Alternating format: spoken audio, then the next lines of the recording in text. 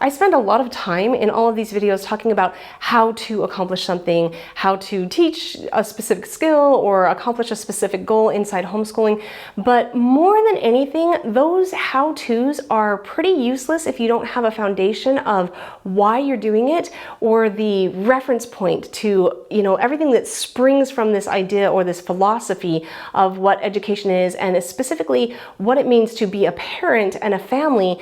Then you can kind of do everything and still be sort of lost as to why are we doing this? I don't even understand what the point is of teaching this way. So I wanted to talk a little bit about the philosophy of parenting that really undergirds everything that I have tried to do, everything that I'm trying to accomplish here, and it is mostly coming from Gordon Neufeld's book, Hold On to Your Kids. However, I read that book the same time that I read The Life-Giving Home by Sally Clarkson, and so the ideas are all really mixed up in my head. I can't really remember who said what, but they're very much the same philosophy, the same idea that raising your children is not something that you accomplish as a to-do list or congratulations, you're done. It's something that is a lifestyle because it's something that matters so very much. You want to get it right. And there are so many different ways that you can get it right, so many different approaches that you can do, but understanding the real philosophy beneath why you do what you do is very important. So I heard this story of a study that they did regarding rabbits, and rabbits were very sick and they weren't doing very well, and they were trying different treatments on them, and then they were tracking how the treatments worked. And one of the, they just had like outlier information that was not tracking with all the rest of the information, and it was all associated with this one specific student, or I don't know if she was a student, but she was there giving the medication to the rabbits. And so they thought, oh dear, I wonder if she's messing it up. It's not tracking with everything else. And so they watched her and they did the whole study again. And again, they found that this particular student had rabbits that did so much better than anybody else. They just responded better to the medication. And they couldn't figure out why. And they watched her and they discovered that this woman was just physically and emotionally incapable of just giving the rabbits their medicine. She would pick them up and she would cuddle them and she would love them and she would talk to them and she would give them their medicine. And these rabbits did so much better than any other rabbits in the study. And so without even meaning to, what they discovered was that connection had curative properties. That given the same illness, given the same cure, those rabbits who felt loved actually got better, faster, and better than the other rabbits did. There's also a TED Talk by somebody who is discussing addiction and what the cure to addiction is. And they said something that was really powerful to me. They said, sobriety is not the answer to addiction. It's not the cure for addiction. Connection is the cure for addiction. And I started thinking about that and thinking, what else can connection cure? If it can help physical problems, if it can help addiction problems, which is a spiritual problem, if it can help all of these different situations, what else can connection make better? And I don't even know. I think probably a million things. But that is essentially what Gordon Neufeld is teaching in his book, is that connection is what is most important when it comes to anything. If you want to accomplish anything, you have to first be connected. You have to first love the person that you're working with. And that is also what Sally Clarkson is teaching in her book, that really, if you want to have a life-giving home, if you want to have a place where people come and they feel rejuvenated and want to not only accomplish big things in this world, but know that they're doing important things in this world, then you have to have a relationship with them. You have to have a relationship of love. Now, in both of these books, they kind of break it down into how to accomplish that, how to have that relationship. It's not just you ought to have a relationship, but I think it is really telling to know that the relationship is more important than anything else. In fact, learning cannot happen without being in a loving relationship. Behavior modification can happen. In fact, we're really, really good at getting our children to modify their behavior without having a loving relationship with them. But true change, true learning does not happen until you have a good relationship with your child. So that is the premise and the basis for everything that I try to accomplish in my family. First, you have to nurture that relationship in order to accomplish anything, in order to learn, skills, in order to learn how to tie your shoe or learn how to read a book or whatever. you have to first have that relationship, because that's what gives you the courage and the motivation to be able to press forward through the hardship of figuring something new out. And a lot of times what we're asking our kids to do is change. You need to go from a place of not knowing how to do something to a place where you do know how to do something. That change requires courage and effort, and that courage comes from that good relationship. So Gordon Neufeld breaks this down into 6 different stages of attachment, is what he calls it, and how children, and really not just children, I'm going to show you how this actually happens in both a child situation, in a teenager situation, and then on to a marriage relationship. We follow the same pattern in everything we do in how we become more and more attached to somebody, and the closer our attachment is, the more individual we can become, because we feel safe in that attachment, so then we can develop and become our own selves and not have to rely on other people to tell us what to do or what to think or who we should be. We become capable of becoming for ourselves because we feel safe in our attachment. So I want to just go through these 6 different stages of closeness and attachment and show how they affect us as moms and as our children as well. The first stage you can see in a baby's life is really adorable, and it is they want to be physically close. And this is huge. I mean, it was a big deal for me that immediately upon birth that they put the baby close to me physically, because that need is so intense. And they have been inside of you. They have been really physically close to you for 9 months. And you cannot just sever that immediately. You need to have that physical closeness. But that same pattern happens as people get older too. So teenagers really need to be touched. They need to have their backs rubbed. They need hugs. They need eye contact. They need to have this physical closeness with you in order to maintain that relationship and that attachment that is so important for their own personal development. And again, in a spousal relationship, of course you're going to need to have physical touch, all sorts of hugs and holding hands and back rubs, and you are physically close in so many ways in that relationship, because it's very important to nurture that relationship by being physically close. It's the first level of attachment. And the second level of attachment is when somebody wants to be the same as you. They want to imitate you. And you see this a lot in 2-year-olds, that they will talk like you. You know, they will have exactly the same lilt in their voice that you have. They will want to dress like you. They will want to be like you. They're going to be a mommy when they grow up. They're going to be exactly like you are. They are you. They're just a little mini-me. And this is actually a really important stage to pay attention to, because it can happen at 2 years old, but a lot of people get stuck in this stage, and you can see this in teenagers when they're trying to imitate each other, when they just sound like or dress like or look like or talk like their friends, their peers. That's when you know that their peers are their center and you are not their center, and that is a problem, and you want to stop that. And really, it's very simple. It's a math equation. People center or are attached to the people that they are around the most. It's just really the hours that you spend with somebody, that's who you're going to attach to. And the need to be attached is so important that we will put off food, we will put off anything else. We just need to feel like we know where our center is, we know where our safe place is. It's super vitally important. And so whether your kid is 2 years old, or your child is a teenager, or you're dealing with a spouse situation, that need to be next to each other is really, really important. And so you don't want to neglect that, or something else will become the center, because we have to have a center. And so when your baby is 2 and they're imitating you and they're doing everything that you do, this is the second stage of attachment.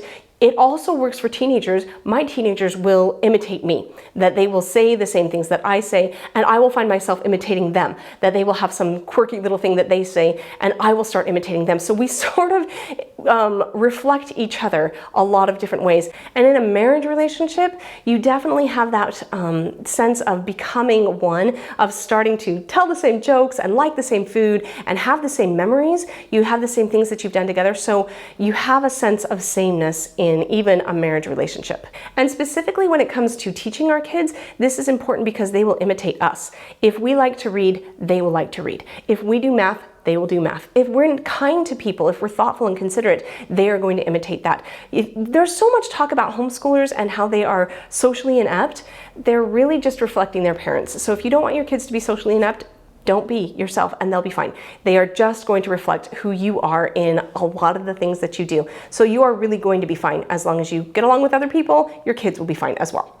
The third stage is belonging or loyalty, and this happens in a normal, healthy childhood when the child is about 3 years old and they want to belong to mom and they want mom to belong to them. So there's a whole lot of jealousy and no, she's my mom, and I've had my kids hit other people and be like, my mom, and they very much don't want anybody else to have their mom. This I find is very, very tricky, that this stage lands often when you have the next child. The timing just often hits that you're going to have a newborn at the same time that your 3-year-old is saying, hey, I belong to mom.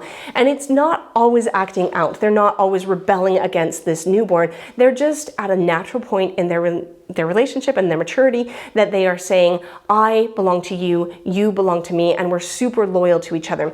And you will hear them really defend you. Mommy's always right. My mommy's the best. My daddy can beat up your daddy. It's this place of we belong to each other and we're super duper loyal to each other. And this is a good, healthy place for a 3-year-old to be as they are maturing through.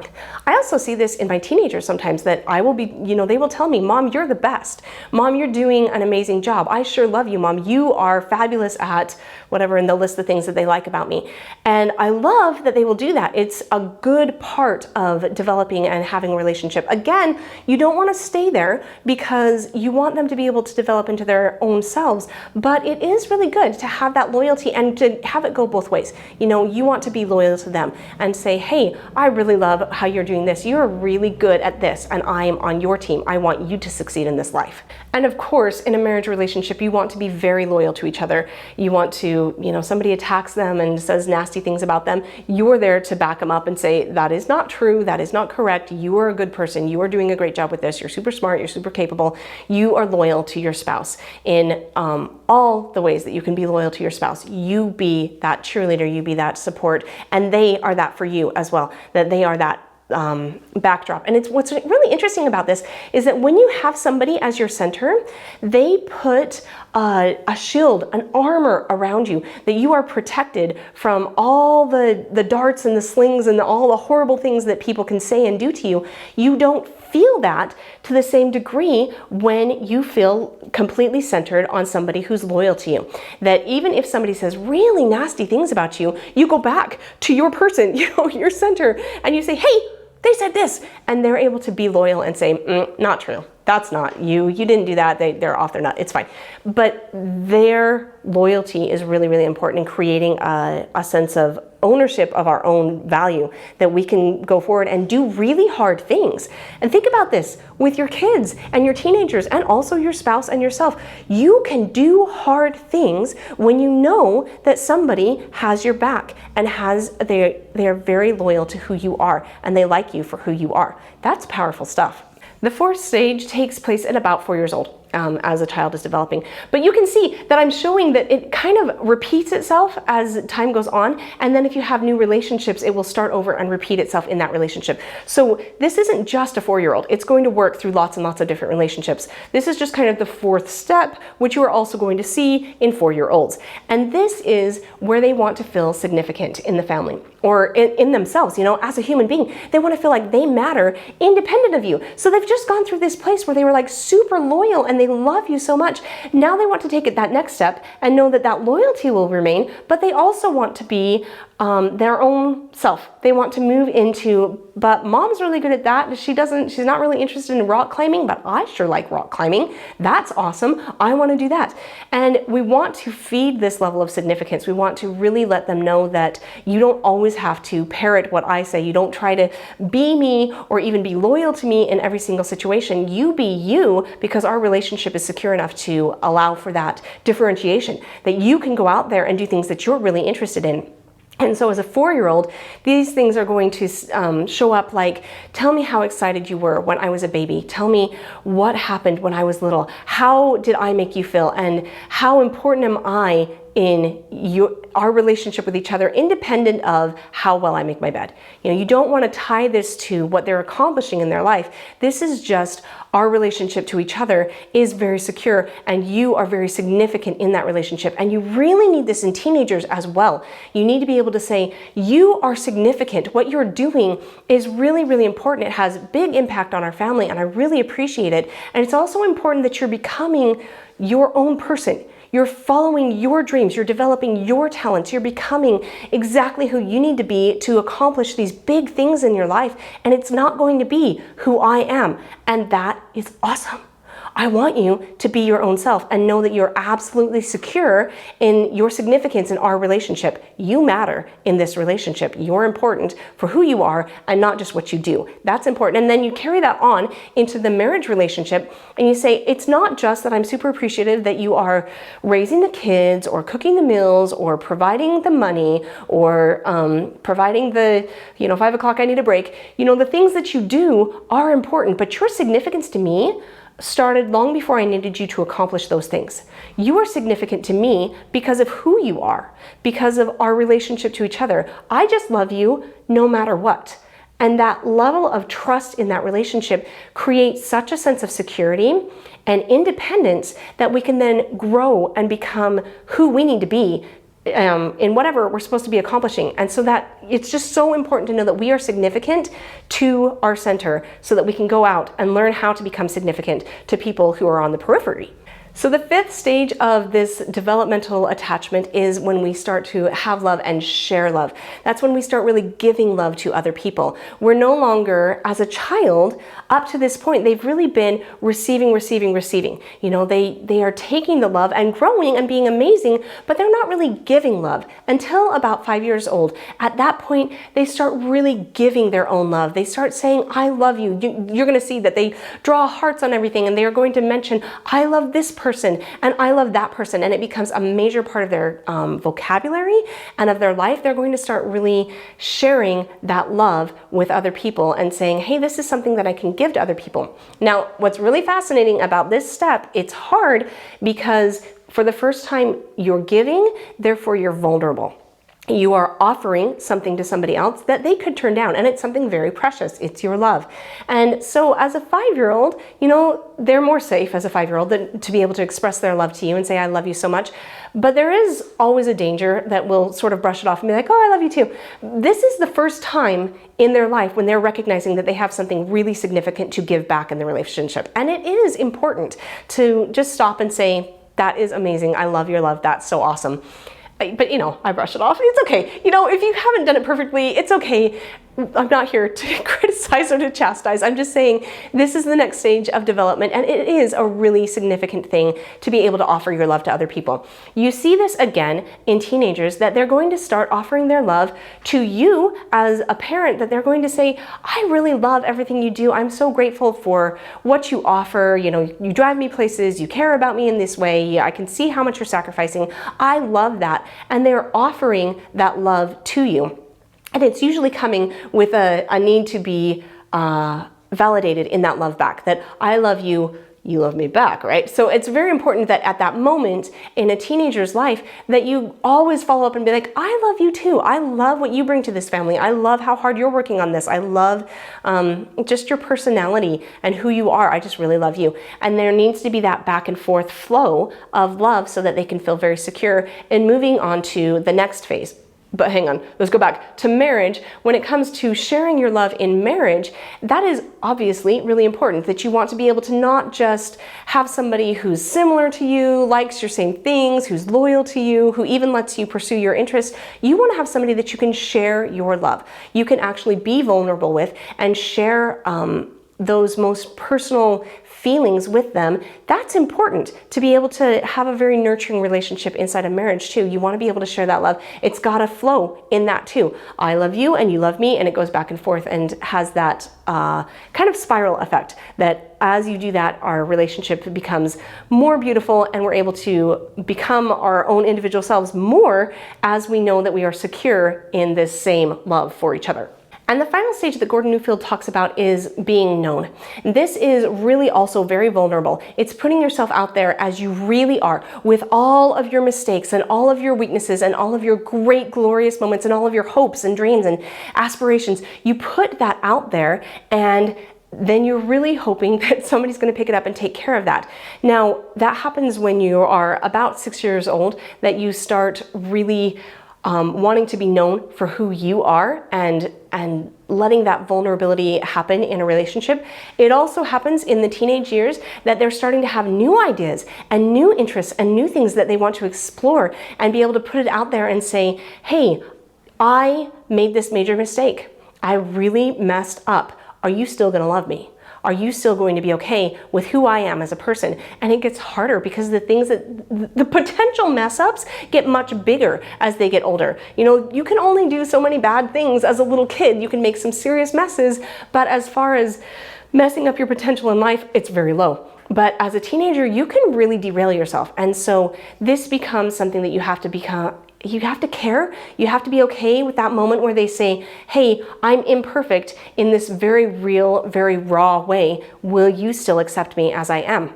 And you have to be there to be able to pick that up and say, of course, because my relationship has never been about you being perfect. It's always been about you being somebody that I love. Now, of course, we're going to have to work on whatever this thing is, but you don't want that issue to become something that you don't want it to become the center. You don't want it to be where you spend most of your time or what you spend your efforts on.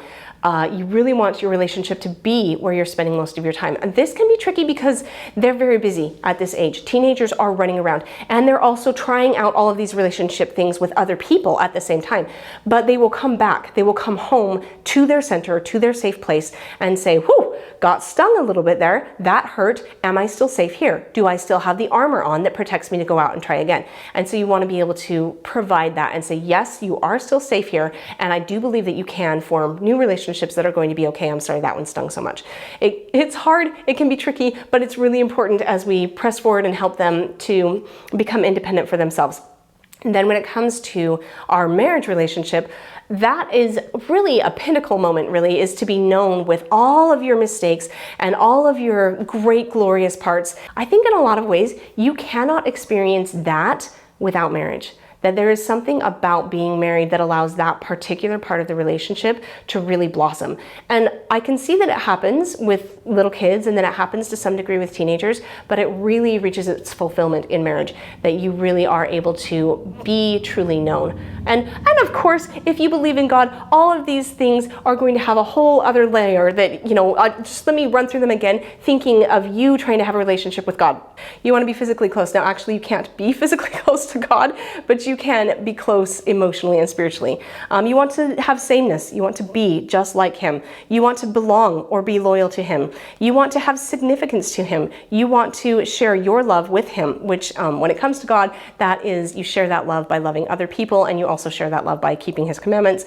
And you want to be known for who you truly are. And who knows you better than God? And you want to know that you're accepted when you are known that well. So obviously, you're going to go through this cycle in different relationships at different times, but it's very important to understand what this cycle is and to really grow and develop as people and as, you know, all the potential that we have. It is kind of tied up in the relationships that we have. So this has been a really long video, but I'm just going to give you one, maybe two things that you can do to really maintain these relationships, because obviously having relationships are really, really important. That is the environment from which all good things come, is good relationships. So you want to be able to maintain them, because really relationships have a very short shelf life as far as their nurturing goes, especially when you're little. You have to nurture it constantly, constantly, constantly in order to be able to grow and become a strong relationship. It just needs constant nourishment. You can't say, I told you I loved you yesterday, you should be good. It is something that must happen all the time. So a couple of things that you can do. The first one is just gathering your kids every time you're separated. And it doesn't need to be, hey, they went on a week-long camp or anything like that. It's every time you're separated. So if you go to bed at night and then you wake up in the morning, you've been separated. So you want to have that moment of gathering where you look at them, you make eye contact, and you just have something positive that you can share that love and that nurture of the relationship with them and say, I'm so glad you're in this family. I'm so glad that you are a part of this day with me. How did you sleep? Show interest in them and allow them to really rest in this place of safety and nourishment from the relationship. And then they'll be able to spring forward and go and do great and amazing things throughout the day. But you want to gather them every time you're separated. So if they do go somewhere during the day, and they come home, you want to pause and do that gathering again and catch up on what happened while we were apart. Make sure that our relationship is good and that they're okay, because a lot of times they go out in the world and there's things that happen that need to be discussed, that need to be dealt with, because this world is like that. You know, somebody did something that was really hard for me to deal with and I'm trying to process that and work through it. Okay, then you can just help them with that. Even if all you do is just listen, that is an important form of gathering. You want to be able to nurture that relationship all the time. Gentle touch is another way that you can really nourish a relationship. So that's going to be with the baby. You'll put your finger in their hand and just let them hold on to you. Or, you know, you'll pick them up and you'll rub their back. Lots and lots of touching happens with babies. We really don't even have to talk about that because it comes so naturally. But with little kids as well, you want to be able to hold them and rub their back and take the time to talk to them, maybe rub their feet, comb their hair. Take that time to physically touch and confirm your love that way. And of course with spouse, there's all sorts of different ways. Hold their hands, arm around, lots of different comforting touches there as well. And the last thing that Gordon Neufeld suggests is that you invite them to depend on you. What is really fascinating about this is that you give more than they're asking for. Like if they need a hug, just holding on to them for as long as it takes to meet that need so that they feel absolutely secure in this relationship, that she's not going to pull away and get busy and have to go do her thing. She's here until my needs are met. And that can be done with hugs, that can be done with talking. You know, if they want to come and tell you something, you stay with them until they have finished everything that they have to say and they turn around and leave. You don't end the conversation and say, okay, stop. And I feel totally hypocritical even saying this because I'm terrible at it. I do end the conversations all the time before they're done talking about it. I feel like I just have too much to do. But I think that's why I kind of need the reminder, is that the relationship is more important than whatever it is that you're doing. And if you'll do this, it actually doesn't take that much time. If you don't do it, if you're cutting off relationships, they'll keep coming back and kind of needing, and that does take actually more time than if you just take the moment in the beginning and really listen from the beginning to the end of what they have to say, really intently listening to them. That can be very powerful and allow them to then feel secure and move on in whatever else they were trying to accomplish that day. So with teens, a lot of times this means listening, that they are just going to talk and talk forever about lots and lots of stuff, and you just have to be right there and listen to all of their thoughts as they're working through it, because that is what makes you their center. That's what it's time spent listening and caring about what they have to say. And so that's really important when it comes to teens. And then with a spouse, you really are building that confidence. You're creating that sense, that well of confidence, because you have time to listen to them and you care about them and you just believe in them and what they are trying to accomplish. That can be really powerful form of gathering and also nurturing that relationship. It seems like relationships should just happen. They should, you know, I gave birth to you, I'm raising you, it should just happen. But at least for me, it doesn't come actually naturally. I have to put some effort into understanding what works and what's really important when it comes to relationships, and make sure that I'm hitting those beats, make sure that I am gathering them, that I am offering gentle touch, that I am giving more than they're asking for. And that stuff makes a difference that doesn't wear out. You know, that's the kind of stuff that's going to last while they're away from home and when they're doing hard things. That's the kind of relationship power that is going to get them through the hard things. Being a mom matters. I hope through all of this that you can hear and understand that it matters so, so much, that your ability to relate to your kids creates the environment from which all the good that they're going to do really can spring. It matters what you're doing as a mom, and you're doing a much better job than you think you are. Keep it up. I'll see you on the next one.